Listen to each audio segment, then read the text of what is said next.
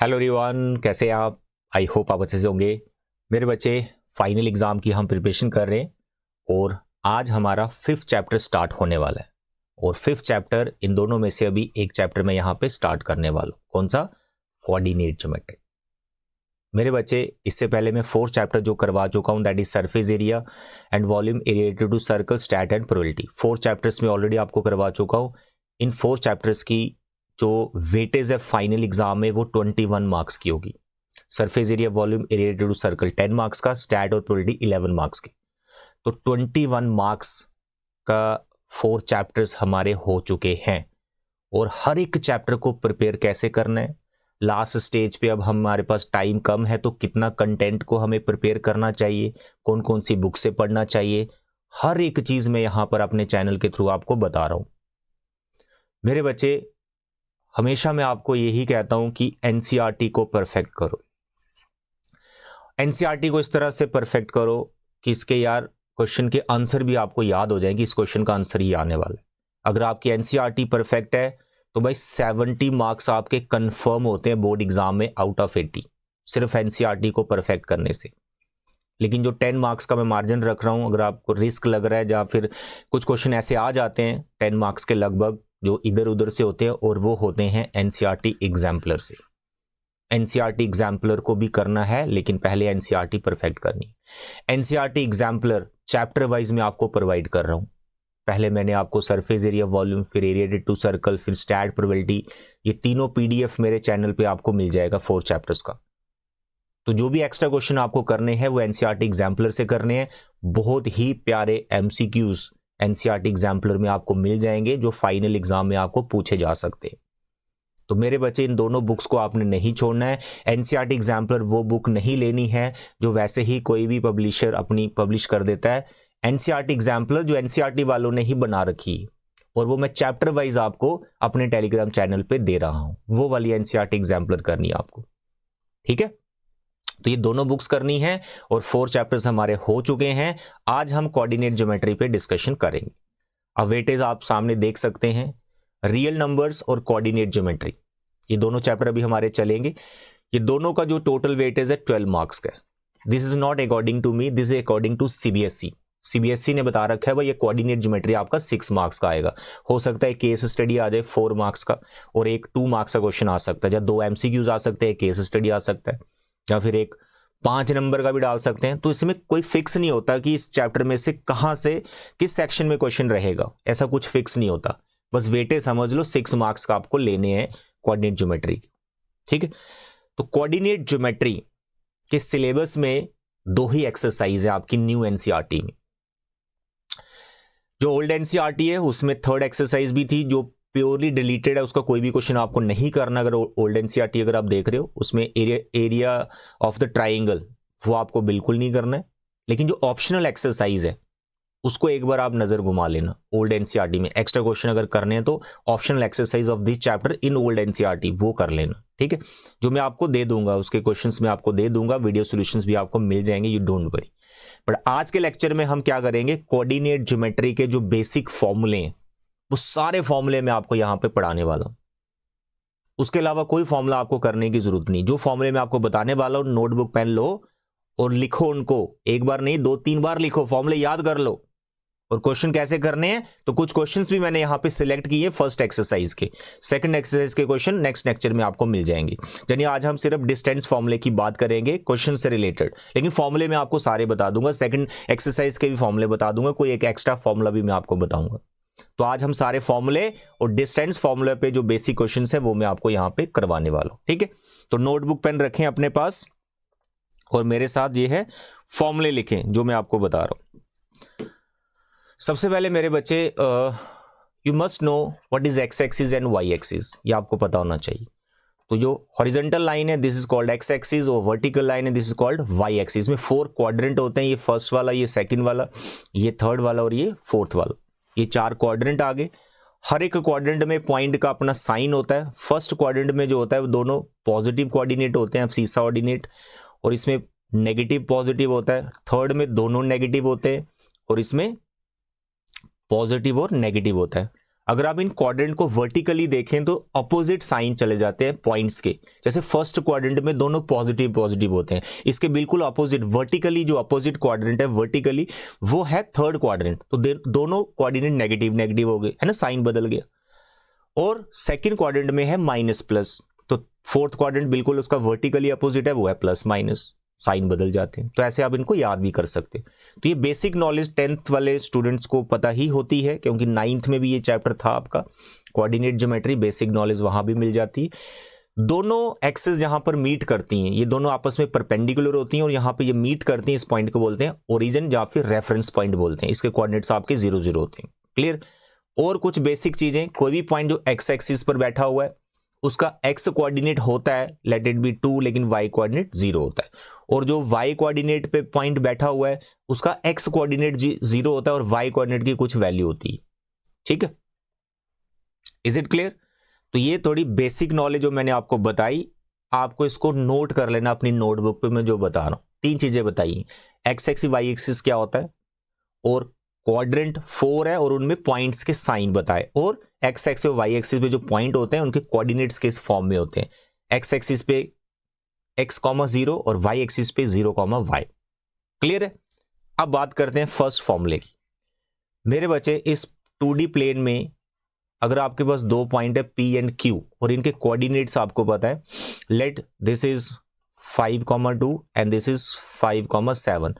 आप इन दोनों के बीच में डिस्टेंस फाइंड करना चाहते हो, तो उसके लिए हमारे पास एक फॉर्मूला है डिस्टेंस फॉर्मूला, जो डिराइव किया जा सकता है। डेरिवेशन कैसे करनी है एग्जाम में तो नहीं आएगी, अगर करना चाहते हो, सीखना चाहते हो, तो उसका लिंक मैं आपको डिस्क्रिप्शन में दे दूंगा, वो वीडियो को आप देख सकते हैं डिटेल में। अभी हम सिर्फ फॉर्मूले की बात करेंगे। तो मेरे बच्चे, let us suppose in general मेरे पास पॉइंट है x1 y1 और दूसरा पॉइंट है Q and it is x2 y2. These are 2 points, इनके बीच में distance, that is called distance formula PQ, यानी लेंथ ही निकालनी होती है, P से Q तक का डिस्टेंस कितना है, लेंथ कितनी। तो इसमें क्या करना होता है, कोऑर्डिनेट्स को माइनस करना होता है, सेम कोऑर्डिनेट, मतलब फर्स्ट और फर्स्ट कोऑर्डिनेट को माइनस करना है। माइनस जैसे मर्जी करो, उससे कोई फर्क नहीं पड़ता। x1 माइनस x2 करो या x2 माइनस x1 करो, कोई फर्क नहीं पड़ता, क्योंकि ऊपर होल स्केयर लगा हुआ है तो कुछ चेंज नहीं आने वाला। y1 माइनस y2 करो या y2 माइनस y1 करो, कोई फर्क नहीं पड़ता। ठीक है, तो बस इतना याद रखना, फर्स्ट में से फर्स्ट ही माइनस हो रहा होता है, यानी इस पॉइंट का फर्स्ट कोऑर्डिनेट और दूसरे पॉइंट का भी फर्स्ट कोऑर्डिनेट ही लेना है, बस ये ध्यान रखना है। फर्स्ट सेकंड होता है। तो यहां पर हम लिखने वाले हैं x2 माइनस x1 का whole square, y2 minus y1 का होल स्क्वायर, दैट्स ऑल। अब इसको याद करना है भाई, ये पाइथागोरस थ्योरम का एक रिजल्ट होता है, जब डेरिवेशन करते हैं तो उसमें समझ आता है पीजीटी जो पाइथागोरस थ्योरम है उससे ये फॉर्मूला बना हो। तो फर्स्ट फॉर्मूला ये जल्दी से अपनी नोटबुक पे नोट कर लो, डिस्टेंस फॉर्मूला, स्क्वायर रूट और उसके अंदर अब सीसाज माइनस हो रहे हैं और उनका स्क्वायर, और ऑर्डिनेट माइनस हो रहे हैं उनका स्क्वायर। क्लियर है, distance formula. Now second, section formula. देखो डिस्टेंस फॉर्मूला पे बहुत सारे क्वेश्चंस बन जाते हैं, तो मैं क्वेश्चंस की बात नहीं, अभी मैं आपको फॉर्मूले लिखवा रहा हूं। सेक्शन फॉर्मूला लिखो जल्दी से। सेक्शन फॉर्मूला क्या होता है? सेक्शन फॉर्मूला काम क्या करता है ये? जैसे डिस्टेंस फॉर्मूला क्या काम करता है? डिस्टेंस फॉर्मूला 2 पॉइंट के बीच में डिस्टेंस देता है। सेक्शन फॉर्मूला काम क्या करता है? सेक्शन फॉर्मूला क्या करता है? देखो इसका नाम क्या है, सेक्शन, यानी ये जो डिस्टेंस AB है ना, अब ये 2 सेक्शंस में डिवाइड हो गया, 2 पार्ट्स में ये डिवाइड हो गया, इसलिए इसका नाम सेक्शन है। 2 पार्ट्स, 2 सेक्शंस बन जाती हैं यहां पर। तो कोई पॉइंट ऐसा काम कर रहा होता है, तो AB के ऊपर बहुत सारे पॉइंट है, तो एक पॉइंट P हो गया, तो इसने 2 सेक्शंस बना दी, एक AP और दूसरी PB, 2 सेक्शंस बन गए, इसकी 2 पार्ट्स बन गए।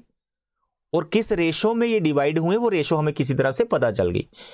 मतलब इस AP को हम रख लेते हैं M और इस PB को रख लेते हैं N, लाइक 3:5, 2:4, कोई भी रेशो हो सकती है। तो इन जनरल M:N रेशो में डिवाइड हो गया AP और PB। तो क्वेश्चन ये है, इस P के क्या कोऑर्डिनेट्स होंगे? ये जो 2 सेक्शंस बना रहा है, इस P के कोऑर्डिनेट्स आपको फाइंड करने होते हैं। ये काम है सेक्शन फॉर्मूले का। जो सेक्शन बनाता है उसके कोऑर्डिनेट्स बताओ। A और B के हमें पता है, let us suppose this is x1 y1 and this is x2 y2। ठीक है, अब देखो इसके कोऑर्डिनेट्स कैसे लिखने हैं आपको। कोऑर्डिनेट्स ऑफ पी, बड़ा आसान है। जो दो सेक्शंस बनी ना, एक लेफ्ट साइड है पी के, एक लेफ्ट साइड सेक्शन है जिसका हमने रखा है एम, और इसके राइट साइड है जिसका नाम रखा है एन। देखो लेफ्ट वाला जो पार्ट है वो राइट वाले कोऑर्डिनेट से इनटू होगा। लेफ्ट राइट करना बस आपको, left right left right left right left right right left, ऐसे करना, लेफ्ट राइट राइट लेफ्ट। क्या बोला मैंने? लेफ्ट वाला पार्ट राइट वाले कोऑर्डिनेट से मल्टीप्लाई करना है। देखो मैंने एरो भी खींच दिया, यानी m जो x2 से इनटू होगा, m x2, बीच में प्लस रहेगा। अभी हम पेपर चेक कर रहे थे बच्चों के प्री बोर्ड्स के, तो देखा मैंने कई बच्चों ने बीच में माइनस कर दिया जल्दी जल्दी में। प्लस होता है, प्लस माइनस भी होता है एक फॉर्मूला सेक्शन, वो आपके सिलेबस में नहीं, एक्सटर्नल डिवीजन होता है। तो आपको इंटरनल डिवीजन सिलेबस में आपका प्लस रहेगा इन जनरल। तो m यहां पर इंटू हो गया x2 से, तो क्या किया मैंने? लेफ्ट वाला राइट से इंटू किया। अब क्या करना है? अब क्या करना है? राइट वाला पार्ट लेफ्ट वाले कोऑर्डिनेट से मल्टीप्लाई करना है। आधा समझ में? यानी ऐसे करना है, पहले फर्स्ट कोऑर्डिनेट से इंटू करो तो आएगा n x1, और नीचे दोनों रेशो का सम, यानी जो दो पार्ट्स हैं उनका सम, m और n का सम। ठीक है, mx2 plus nx1। I hope it is clear. ये अभी फर्स्ट कोऑर्डिनेट आया इस p का, सेकंड बिल्कुल सिमिलर, बिल्कुल सिमिलर। अब y कोऑर्डिनेट से इंटू कर दो इन दोनों पार्ट्स को, y कोऑर्डिनेट से, यानी ये इधर इंटू होगा और इधर ये जो आ रहा है ये इससे इंटू होगा, यानी my2 plus ny1 upon m plus n। तो this is called section formula. क्या काम करता है ये? जो पॉइंट उस AB डिस्टेंस पर दो सेक्शंस बनाता है, उस पॉइंट के कोऑर्डिनेट्स निकाल दी। This is section formula. अब यहां से एक और फॉर्मूला निकल के सामने आता है, मिड पॉइंट फॉर्मूला। इसी का क्रॉलरी है, इसी का एक्सटेंशन है। क्या? देखो जो इस P ने सेक्शंस बनाई ना दो, अगर ये दोनों सेक्शंस इक्वल हो, M और N इक्वल हो, तो P मिड पॉइंट बन जाता है। तो उसको बोलते हैं मिड पॉइंट फॉर्मूला। क्या बोलेंगे? Mid point formula. एग्जाम में आप लिख सकते हैं ऐसे, मिड पॉइंट फॉर्मूला सर मैं अप्लाई कर रहा हूं क्योंकि P मिड पॉइंट हो चुका है। तो जब P मिड पॉइंट होगा ना, तो MN में जाने की जरूरत नहीं, उसका डायरेक्ट आंसर बैठ जाएगा x1 plus x2 divide by 2।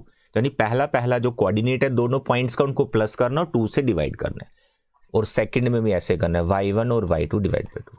That's all. This is called mid point formula. ये दो बेसिक फॉर्मूले, डिस्टेंस और सेक्शन, यही आपके सिलेबस में, और 99% इन्हीं से रिलेटेड क्वेश्चन आएगा। अब बच्चों को एक फॉर्मूला बड़ा परेशान करता है, कौन सा? Centroid formula. मैं वो भी यहां पर आपको बताने वाला हूं। ठीक है, डिस्टेंस फॉर्मूला हो गया, सेक्शन फॉर्मूला हो गया, मिड पॉइंट हो गया। अब बात करते हैं किसकी? Centroid formula. पहले आपको पता तो चले यार ये सेंट्रॉइड होता क्या है। विच इज सेंट्रॉइड एक पॉइंट है, याद रखना, सेंट्रॉइड एक पॉइंट है। किसका? ये तीनों मीडियंस का मीटिंग पॉइंट है। मीटिंग पॉइंट्स, क्या ये मीटिंग पॉइंट है? किनका? मीडियंस का। ऐसे सर्कम सेंटर भी होता है, इन सेंटर भी होता है, ठीक है, आर्थो सेंटर भी होता है। तो आप सेंट्रॉइड पे ध्यान दें, अगर आया तो सेंट्रॉइड का क्वेश्चन बन सकता है। ठीक है, देखो क्या होता है, एक ट्राइंगल के अंदर होती है सारी चीजें, जैसे ABC, ये मेरी ट्राइंगल आ गई, इसके कुछ कोऑर्डिनेट्स हैं, 3 पॉइंट है तो ऑफकोर्स पॉइंट है तो कुछ कोऑर्डिनेट्स होंगे। ये तीनों कोऑर्डिनेट्स मेरे को पता चल गए, तीनों ट्राइंगल के कोऑर्डिनेट्स पता चल गए। अब यहां पे देखो 3 मीडियंस बनाए जा सकते हैं। मीडियन होता है जो एक वर्टेक्स से निकलता है और अपोजिट साइड को बाइसेक्ट कर देता है, मिड पॉइंट क्रिएट करता है। तो ये D मिड पॉइंट हो गया BC का। ऐसे बच्चे B से निकलेगा और C को कर देगा ये बाइसेक्ट, तो इसका नाम E रख लेते हैं। ऐसे C से निकलेगा एक मीडियन और इसको बाइसेक्ट कर देगा, इसका नाम F रख लेते हैं। ये तीनों मीडियन का जो मीटिंग पॉइंट है, ये तीनों एक ही पॉइंट पर मीट कर जाते हैं मीडियंस, और इस पॉइंट को बोलते हैं सेंट्रॉइड, जिसका नाम मैंने G रख लिया। तो इस G के कोऑर्डिनेट्स आप डायरेक्ट निकाल सकते हो, एक फॉर्मूला है, उसी फॉर्मूले को हम सेंट्रॉइड फॉर्मूला बोलते हैं। उसकी डेरिवेशन भी की जा सकती है बड़े मजे से, नो प्रॉब्लम। वो उसका वीडियो का लिंक भी मैं डाल दूंगा, आप देखो, प्लेलिस्ट बनी हुई है, उसमें मैंने सारी डेरिवेशन करा रखी। होता क्या है यार, जो सेंट्रॉइड होता है ना, वो हर एक मीडियन को 2:1 में डिवाइड करता है। वर्टेक्स वाली तरफ 2 पार्ट होते हैं इस मीडियन के, यानी जो AG है ना, AG ये 2 है, और जो GB GD है ये 1 है। तो इस पॉइंट का यही मेन काम है, ये मीडियन को 2:1 में डिवाइड कर देता है। तो ये क्योंकि रेशो पता चल गई तो सेक्शन फॉर्मूला और मिड पॉइंट फॉर्मूला अप्लाई करके इस जी के कोऑर्डिनेट्स निकाले जा सकते। तो अभी फिलहाल आप सेंट्रोइड फॉर्मूला डायरेक्ट देखो क्या है। तो फॉर्मूला क्या कहता है कि इस जी के कोऑर्डिनेट्स क्या हैं, तो मैं यहां पे लिख रहा हूं coordinates of centroid, x1 plus x2 plus x3 divide by 3। ये है पहला कोऑर्डिनेट। क्या किया मैंने, ट्राइंगल के जो वर्टिसेस हैं, ट्राइंगल के जो वर्टिसेस हैं उनका फर्स्ट कोऑर्डिनेट प्लस करना और 3 से डिवाइड कर देने। देखो पहला, ये पहला और ये पहला, इनको प्लस किया, 3 से डिवाइड कर दिया।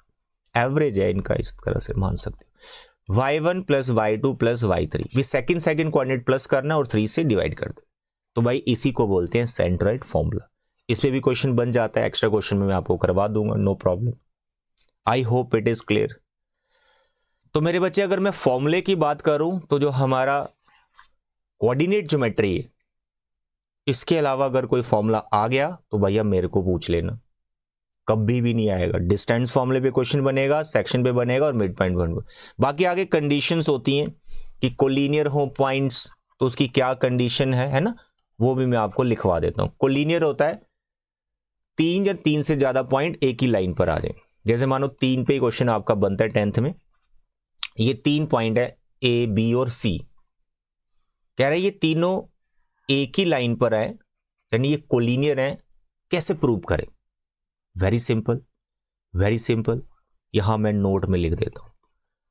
निकालना डिस्टेंस फॉर्मूला, ये मतलब डिस्टेंस ही निकालना है। एक ए बी डिस्टेंस निकालेंगे आप, एक BC निकालेंगे और एक AC निकालेंगे, 3 डिस्टेंस निकालेंगे डिस्टेंस फॉर्मूला लगाकर। फिर अगर इनमें से कुछ ऐसा हुआ जो मैं अभी लिख रहा हूं, क्या AB और BC is equal to AC, अगर ऐसा हुआ यानी 2 का सम तीसरे के बराबर आ रहा है, ऐसा बोले। स्केयर में नहीं है ये, स्केयर में नहीं, अगर स्केयर में हो तो PGD हो जाता है वो, ये स्केयर में नहीं। फिर 2 का सम ABBC ABAC भी तो हो सकता है, तो ABAC तो किसके बराबर, BC, ऐसा भी हो सकता है। या फिर ऐसा भी हो सकता है, कौन, BC और AC is equal to AB। अगर इन तीनों में से कोई एक घटना घटित हो रही हो, यानी 2 का सम तीसरे के बराबर आ रहा हो कि नहीं, 2 का सम तीसरे के बराबर आ रहा हो, तो इस कंडीशन के बेसिस पर हम बोल सकते हैं ये तीनों पॉइंट्स आपस में क्या हैं, कोलिनियर हैं। क्या है, कोलिनियर, यानी एक ही पॉइंट पे ये, एक ही लाइन पर ये लाई करते हैं तीनों पॉइंट्स। दैट्स ऑल, बस ये कंडीशंस पता होनी चाहिए, करना कुछ नहीं, लगाना distance formula he. I hope it is clear. तो मेरे बच्चे अभी मैं आपको डिस्टेंस फॉर्मूले पे बेस्ड कुछ क्वेश्चंस करके बताता हूं, ठीक है। ये आपकी जो फर्स्ट एक्सरसाइज है न्यू एनसीईआरटी में, वहीं से मैंने ये क्वेश्चन सिलेक्ट किए हैं। They are very important questions. ये 4 क्वेश्चंस मैं आपको यहां पे करवाने वाला हूं, 7th 8th 9th and 10th। अगर आपको ये 4 क्वेश्चंस आते हैं फर्स्ट एक्सरसाइज के 7.1 के, तो आपको पूरी एक्सरसाइज आती है, मेरी गारंटी। बस ये 4 क्वेश्चन आपको आने चाहिए। फिर सेक्शन फॉर्मूले वाली एक्सरसाइज में अलग से बताऊंगा, ठीक है। पढ़ो क्वेश्चन क्या लिखा हो। Find the point on x axis.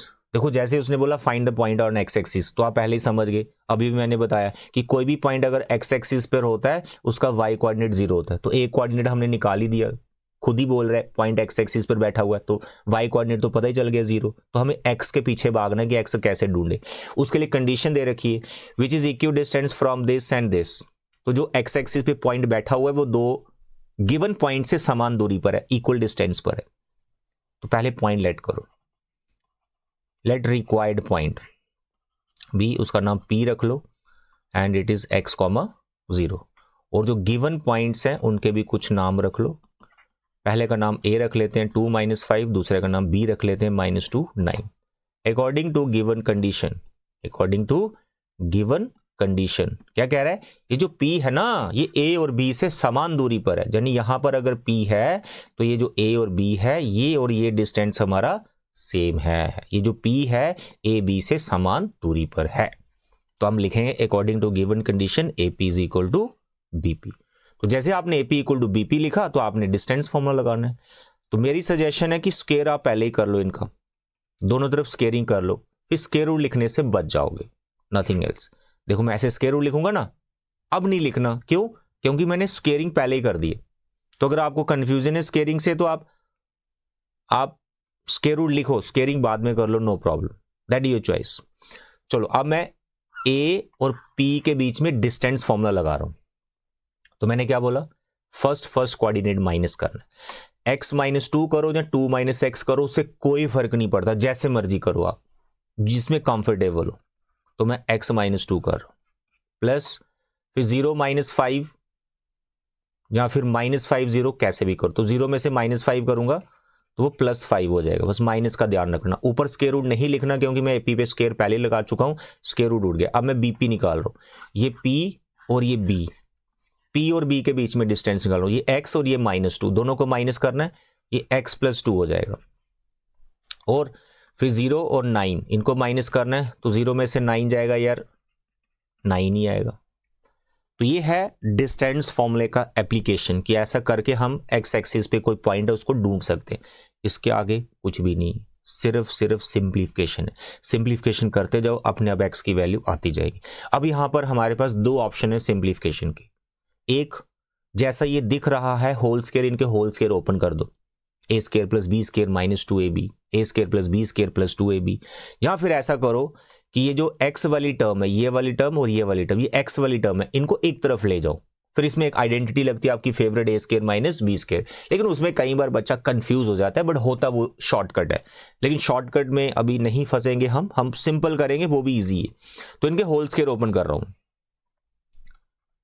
a² b² - 2ab, ठीक है।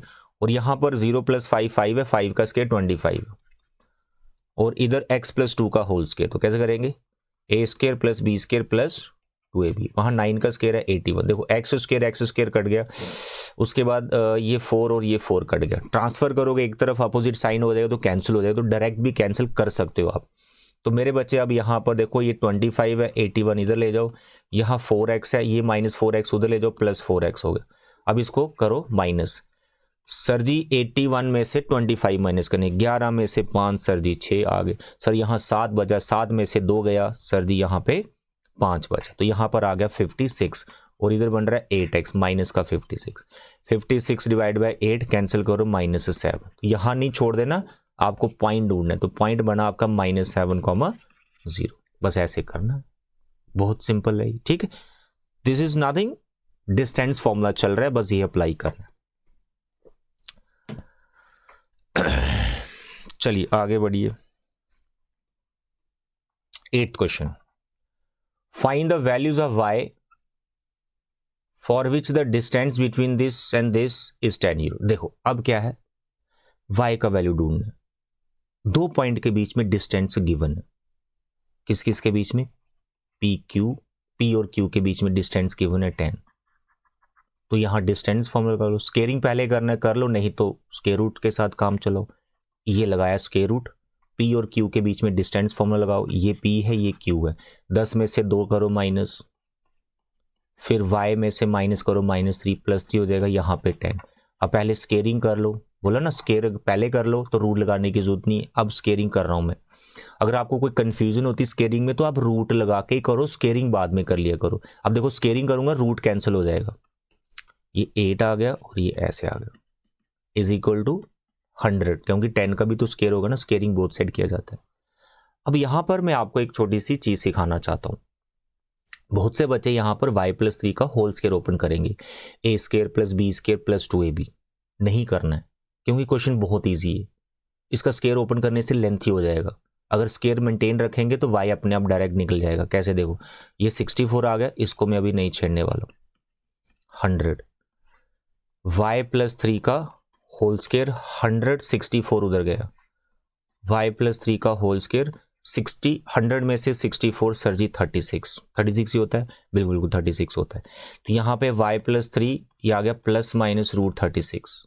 देखा, इसका स्क्वायर ओपन नहीं किया, स्क्वायर हम 36 पे ले गए, और उधर प्लस माइनस आपको पता आता ही, इवन पावर जब भी जाएगी। तो ये आ गया +-6, फिर 3 को उधर ले जाओ, -3 + -6। अब इसके दो ऑप्शन बना लो, एक प्लस वाला एक माइनस वाला।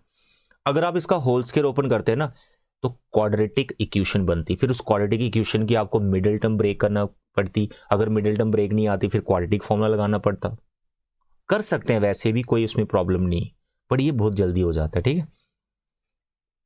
तो भाई y आ गया -3 + 6 के साथ, -3 - 6 के साथ, तो y आ गया एक 3 और दूसरा आ गया 9। तो आपकी ये दो y की वैल्यूज आई। That's all. अगर कोई रिजेक्ट करनी हो तो आपने देखना है कि डिस्टेंस जो 10 यूनिट मेंटेन रख रहा है उस पॉइंट को ले लो, दैट यू कैन चेक। यहां पर दोनों ही रखनी पड़ेंगी आपको। Now the question number 9th, P is equidistant from this and this. Find the value of x. Also find distance QR and PR. ये बिल्कुल सिमिलर क्वेश्चन है जो मैंने क्वेश्चन नंबर 7th करवाया। एक पॉइंट जो x एक्सिस पे बैठा था ना, उसका डिस्टेंस इक्वल था 2 पॉइंट से। यहां भी सेम। अब देखो उसने पॉइंट खुद ही दे दिया। क्या पॉइंट है? 0 1। कहां बैठा है ये? y एक्सिस पर बैठा हुआ। जो y एक्सिस पे पॉइंट बैठा हुआ इन दोनों पॉइंट से समान दूरी पर है। अब यहां पर क्या था? पहले x मिसिंग था। अब यहां पर इसने इस पॉइंट में कुछ मिसिंग कर दिया, यहां पर एक नंबर मिस कर दिया, बस उसको ढूंढना। कंडीशन बिल्कुल सेम है। अकॉर्डिंग टू क्वेश्चन आप क्या लिखेंगे? जो q है वो p और r से समान दूरी पर है, यानी दोनों डिस्टेंस इक्वल है, यानी जो pq है वो qr के इक्वल है। It is given, it is given. बस आप डिस्टेंस फॉर्मूला लगाइए p और q के बीच में। pq 5 में से 0 करो माइनस, फिर 1 में से -3 करेंगे +3 हो जाएगा। फिर QR करो, ये Q और ये R करो माइनस, x में से 0 माइनस करो, फिर 6 में से 1 माइनस करो, 5 - 0 सर जी 5 का स्क्वायर, 3 + 1 सर जी 4 का स्क्वायर, x - 0 x, 6 में से 1 सर जी 5 का स्क्वायर। अब करो स्क्वेयरिंग बोथ साइड। यहाँ 25, ये 16 एक्स स्क्वायर और ये 25 कैंसिल हो गया। एक्स स्क्वायर आ गया हमारा 16, तो एक्स आ गया प्लस माइनस कितना 4। तो ये हमारी एक्स की वैल्यूज आ गई। अब इसने बोला है डिस्टेंस निकालो Q R and P R. देखो क्योंकि यहां पर एक्स की दो वैल्यूज आएंगी तो दो केस बनेंगे। केस 1, जब हमारा एक्स 4 होगा उस टाइम पे क्यू कितना होगा? जब हमारा x4 होगा r, उस टाइम पे हमारा r कितना होगा? r। तो r था हमारा x4 x6, तो अब हो जाएगा 4 6। ठीक है, इसके बाद आप डिस्टेंस निकाल दो। कौन सा? QR और PR। ये आप निकालेंगे खुद, आप निकाल सकते हैं QR और PR। r ये वाला लेना केस 1 में, और P और Q गिवन है। डिस्टेंस फॉर्मूला लगा के दोनों डिस्टेंस निकाल लेना। फिर केस 2 लेना है, जब आपका x कितना होगा? -4, उस टाइम पे आपका r बनेगा -4 और 6, और फिर से आपने QR और PR ही निकालना है। डिस्टेंस फॉर्मूला लगा के P और Q हमारे गिवन है। Very simple question. लो भाई, आज का लास्ट क्वेश्चन 10th क्वेश्चन, ये हमने प्री बोर्ड में दिया था। बहुत से बच्चे इसमें भी कैलकुलेशन में पंगा कर रहे थे। अब मैं आपको कैलकुलेशन सिखाता हूँ। Find a relation between x and y such that this point is equidistant from this and this. देखो तीसरा क्वेश्चन आ गया सेम कैटेगरी का। ये पॉइंट x y फिर से इन दोनों पॉइंट से समान दूरी पर है। जो पॉइंट है उसका नाम x y रखते हैं, और दूसरे जो दो पॉइंट है इनका नाम a b रख लेते हैं, a एंड b। तो हमारा जो p है वो a से और b से समान दूरी पर है। हो गया ना बिल्कुल सेम क्वेश्चन 7th जैसा और 9th जैसा। तो pa किसके बराबर आ गया? pb के बराबर आ गया। अब pa कैसे निकालना है? डिस्टेंस फॉर्मूले से। स्केयरिंग में पहले कर लूंगा ताकि मुझे रूट ना लिखना पड़े। अब देखो ये pa निकाल रहा हूं, तो x - 3 का होल स्क्वायर और y - 6 का होल स्क्वायर। pb निकाल रहा हूं, x + 3 का होल स्क्वायर, माइनस का प्लस हो जाएगा ना, और y - 4 का होल स्क्वायर। इसके बाद कैलकुलेशन के फिर दो ऑप्शन है हमारे पास। x वाली टर्म एक तरफ रखो और y वाली टर्म एक तरफ रखो। फिर a स्क्वायर - b स्क्वायर की आइडेंटिटी लगाओ, a + b a - b।